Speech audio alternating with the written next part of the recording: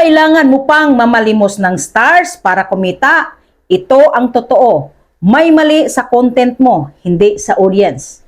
Marami akong nakikitang creators na ang post ganito, pa-stars naman po, support nyo naman po ako, kahit isang star lang.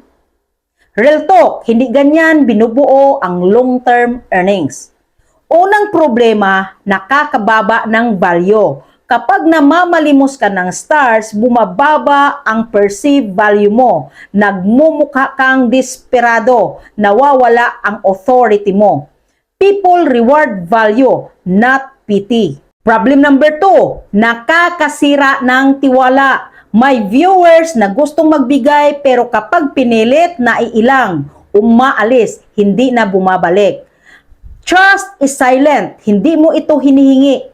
Ini-earn ito. Problem number 3, short-term gain, long-term pain.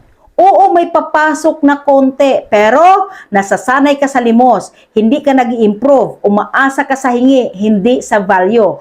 Ang limos na kita, hindi scalable. Problem number 4, nakakabulag sa totoong problema. Kapag focus ka sa stars, hindi mo inaayos ang content, hindi mo inaayos ang hooks, hindi mo iniintindi ang audience.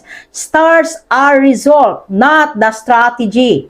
Problem number 5, hindi lahat ng viewers ay ready magbayad. Normal lang. May nanonood, may nag-i-enjoy pero hindi nagdo-donate. Hindi sila masama, hindi sila madamot, hindi lang sila convinced pa. Ito yung mga gagawin mo.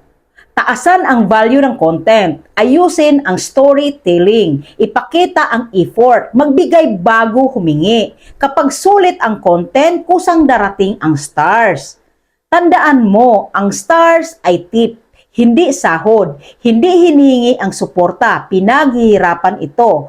Kung seryoso ka sa pagiging creator, itigil ang pamamalimos, simulan ang pagbigay ng value.